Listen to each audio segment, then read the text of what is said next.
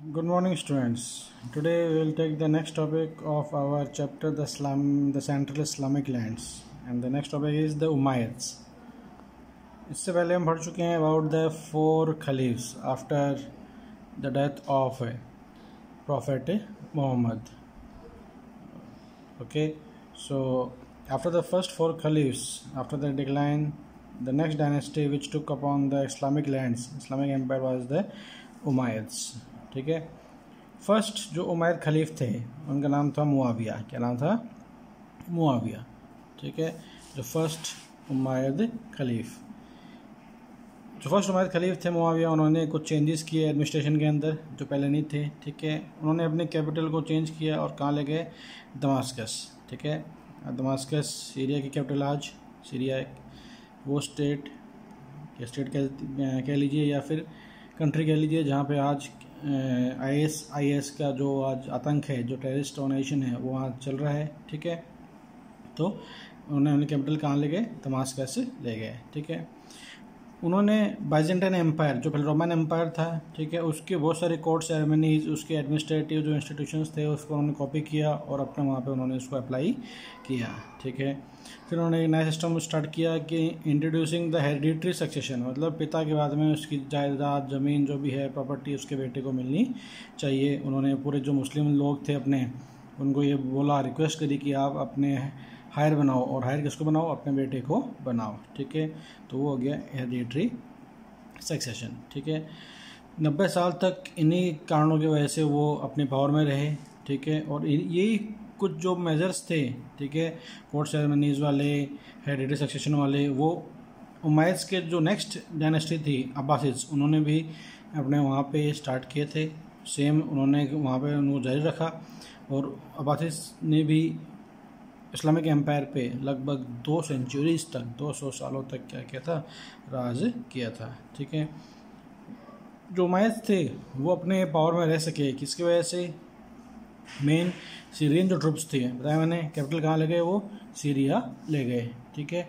और सीरिया ले जाने के बाद में जो सीरिया के जो लोग थे, बहुत सारे उनकी आर्मी में थे, तो उनके जो ट्रुप्स थे उनकी बहुत लॉयल्टी थी उनके प्रति, तो उसकी वजह से वो वहाँ पर रूल कर पाए। फिर एक और चीज़ बहुत अच्छी यहाँ देखने को मिलती है कि थे मुस्लिम्स, बट उन्होंने एक तरह से सेकुलर रूल किया। ठीक है। क्रिश्चियंस जो लोग थे वो उनके एडवाइज़र्स थे उस कोर्ट के अंदर। ठीक है। जोरेस्ट्रियंस जो एक और धर्म है, उनके बहुत सारे स्क्राइब्स, लिखने वाले राइटर्स, ठीक है, वो थे। बहुत सारे ब्यूरोक्रेट्स जोरेस्ट्रियन थे। ठीक है। तो हर एक मेरे तरह से मिला जुला यहाँ पे एडमिनिस्ट्रेटिव एक अपरेटस यहाँ पे उन्होंने बना रखा था। किसने? द उमैय्यद्स। ठीक है। फिर हर एम्पायर के अंदर छोटे मोटे रेबलियंस होते रहते हैं। ठीक है। तो इस्लाम के नाम पर इन्होंने, जो इनके खलीफ थे, ठीक है, जो भी आए वो उन रेबलियंस को क्या करते चले गए? सप्रेस करते चले गए। ठीक है। और किसके नाम पर? In the name of Islam. ठीक है। फिर जो नेक्स्ट इनका एक मेन आता है अब्द अल मलिक, एक खलीफ थे इनके, अब्द अल मलिक। ठीक है। उन्होंने हमेशा अरब और इस्लामिक जो पहचान थी, आइडेंटिटी थी, उसको बनाए रखने की कोशिश करी। और इन्होंने कुछ नए काम किए। क्या काम किया? पहला, उन्होंने अरेबिक लैंग्वेज को अपना लैंग्वेज ऑफ एडमिनिस्ट्रेशन बनाया। अरेबिक जो अरब की मेन लैंग्वेज थी, ठीक है, उसको उन्होंने सबसे पहले अपनी लैंग्वेज ऑफ एडमिनिस्ट्रेशन बनाया। दूसरा, इन्होंने इंट्रोडक्शन ऑफ इस्लामिक कॉइनेज, सिक्के चलाए, नए सिक्के चलाए। ठीक है। इस्लामिक सिक्के 2 तरह के, एक गोल्ड का, एक सिल्वर का। गोल्ड वाले को उन्होंने बोला दिनार। ठीक है। और सिल्वर वाले क्या बोला? आज उन्होंने क्या बोला? दिरहम। दिरहम नाम सुना होगा आपने, दिनार का सुना होगा। ठीक है। आज भी वहाँ की करेंसीज हैं। ठीक है ना। तो gold silver, gold coins known as the dinar and silver coins known as the dirham. So both these were introduced by Abd al-Malik, one of the caliphs of the Umayyad dynasty. ठीक है। और ये जो सिक्के थे पहले, ठीक है, ऐसे ही सिक्के जो ईरानी एम्पायर था उन्होंने चला रखे थे। सिक्कों के ऊपर राजाओं की फ़ोटो होती थी। ठीक है। और ईरानी लैंग्वेज के अंदर उनके कुछ कोटेशंस वगैरह लिखी होती थी, तो उन्होंने वो चेंज करके अब इनके सिक्कों के ऊपर लैंग्वेज कौन सी? अरेबिक लैंग्वेज के अंदर इन कोटेशंस, नाम वगैरह वो उनके लिखे होते थे। ठीक है। इसके अलावा अब्द अल मलिक ने क्या किया? जो जेरूसलम है, ठीक है, वहाँ पे build the dome of the rock, architecture की फील्ड में अच्छा काम किया, एक बहुत बड़ा डोम बनाया, ठीक है, उसको कहाँ बनाया गया, जेरूसलम में। तो ये इसके कुछ अब्दुल मलिक के कुछ काम थे जो उन्होंने अपने टाइम के अंदर किए थे, ठीक है। अब जो अब्बासिड्स जो थे, ये जो नेक्स्ट डायनेस्टी आई, ठीक है, कौन सी, अब्बासिड्स। अब्बासिड आए कैसे, उमाय्यद्स कैसे वहाँ से हट गए, कैसे चले गए, डायनेस्टी चेंज कैसे हो गई। तो डायनेस्टी चेंज हुई किसकी वजह से, एक वेल ऑर्गेनाइज्ड मूवमेंट चला, एक रिवोल्ट किया, ठीक है। उस वेल ऑर्गेनाइज्ड मूवमेंट को नाम दिया गया है दावा। क्या नाम दिया गया है, दावा, ठीक है। तो मूवमेंट हुआ अगेंस्ट द उमाय्यद्स से, और उस रिवोल्ट की वजह से उमाय्यद्स को वहाँ से हटना पड़ा, और एक दूसरी फैमिली जो मक्का की थी, मक्का ओरिजिन मतलब मक्का मदीना, जहाँ से इनकी ओरिजिनल क्या हुई थी, शुरुआत हुई थी, ठीक है। दूसरी फैमिली थी अब्बासिड्स, ठीक है। वो फिर वहाँ पे 750 AD के अंदर क्या हो गए, रूल करना उन्होंने स्टार्ट कर दिया, ठीक है।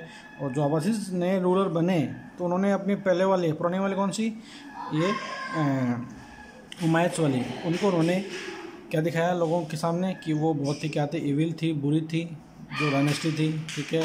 और हम ही जो हम हैं अब्बासिड्स हैं, वो एक बहुत ही अच्छा एक रूल वहाँ पे हम ला सकते हैं, लोगों को सुखी हम जीवन दे सकते हैं, ठीक है। तो उन्होंने ये ऐसा काम किया।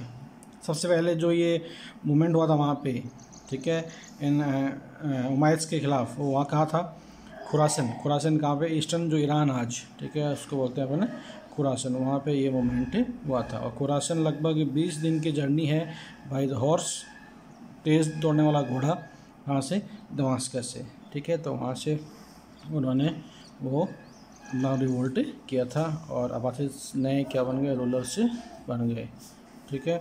फिर नेक्स्ट आती है, अब्बासिड्स जो थे उन्होंने क्या बोला कि हम डिसेंडेंट हैं, ठीक है, किसके, अब्बास के। अब्बास कौन, प्रॉफिट मोहम्मद का अंकल, ठीक है। प्रॉफिट मोहम्मद के अंकल का नाम अब्बास था, हम अब्बास के फैमिली से बिलोंग करते हैं, ठीक है। और हम एक मसीहा हैं, बचाने वाले, पालनहार, ठीक है। क्यों, क्योंकि हम प्रॉफिट की फैमिली से बिलोंग करते हैं, ठीक है ना। और हमें तुम्हें जो भी दुख हैं तुम्हारे लिए, उनसे हम तुमको लिबरेट कर सकते हैं, तुमको छुटकारा दिला सकते हैं। तो ये कहकर उन्होंने अपने आप को इस्टेब्लिश वहाँ पे किया, ठीक है। जो ये रिवोल्ट वहाँ किया गया था उमाय्यद्स के ख़िलाफ़, उसको लीड करने वाले एक ईरानियन स्लेव थे, ठीक है, नाम था उसका अबू मुस्लिम। क्या नाम था, अबू मुस्लिम, ठीक है। और उन्होंने डिफीट किया उमाय्यद के सबसे लास्ट खलीफ को, क्या नाम था उसका, मरवान। क्या नाम था, मरवान वाज द उमाय्यद्स लास्ट खलीफ। तो इसको हराने के बाद में एक नई डायनेस्टी इस्टेब्लिश हो गई, और कौन सी, इसका नाम क्या बोला अपने, अब्बासिद डायनेस्टी, ठीक है। फिर धीरे धीरे जब ये यहाँ पे नई डायनेस्टी आ गई अब्बासिड्स वाली, तो अरब इन्फ्लुएंस धीरे धीरे डिक्लाइन हो गया, और ईरानियन कल्चर इंक्रीज़ हो गया। क्यों, ईरानियन लोगों का यहाँ खूब अच्छा बोलबाला था, ठीक है। और इन्होंने अपनी कैपिटल फिर क्या कर ली, चेंज कर ली, ठीक है। चेंज कहाँ कर ली, इन्होंने अपनी नई कैपिटल बसाई, कहाँ बसाई, इन्हें बगदाद, ठीक है। आज जो इराक है, इराक की कैपिटल है बगदाद, ठीक है। वहाँ उन्होंने अपनी नई कैपिटल बसाई थी। आर्मी को, ब्यूरोक्रेसी को फिर से उन्होंने रीऑर्गेनाइज़ किया, ठीक है। पैट्रोनाइज़ किया, मतलब संरक्षण दिया, हेल्प करी किसको, इस्लामिक जो इंस्टीट्यूशंस थे और स्कॉलर्स थे उनको पैट्रोनाइज़ किया, ठीक है। इम्पीरियल आर्किटेक्चर को उन्होंने वहाँ पे बहुत बढ़ावा दिया। जो कोर्ट सेरेमनीज़ थी पहले, जो ये उमाय्यद्स यूज़ करते थे, ठीक है, उन्हीं को उन्होंने वहाँ पे जारी रखा, ठीक है ना। अब एक सिस्टम हो गया था, एक अंदरूनी लड़ाई हो गई थी, अरब वर्सेस ईरान, अरब वर्सेस ईरान, ये Arab identity versus the Iranian identity, ठीक है। और फिर जब ये रूल करते गए तो हर एक वहाँ पे डायनेस्टी का अपन पढ़ चुके हैं बहुत सारे पहले भी, कि हर जगह वहाँ पे राजाओं के ख़िलाफ़ षड्यंत्र होते रहे हैं, ठीक है, चाहे वो उसके फैमिली वालों ने किया हो या किसी ने किया हो राजा बनने के लिए। तो यहाँ पे भी 810 में लगभग एक सिविल वार स्टार्ट हुआ। आमीन एंड मामून नाम के दो भाई थे, ठीक है। ये बेटे थे किसके, हारून अल रशीद के बेटे थे, ठीक है। और इन दोनों बेटों के बीच में आपस में लड़ाई हो गई to have the seat of the king, ठीक है। खलीफ बनने के लिए।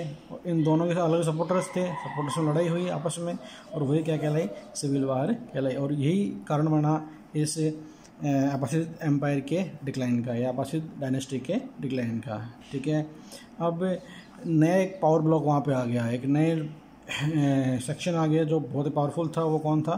टर्किश स्लेव्स का, उसका था टर्किश स्लेव, जिसको अपन क्या बोलते हैं, मामलुक्स कहते हैं। ठीक है, और फिर यहीं से स्टार्ट हो जाती है कौन सी?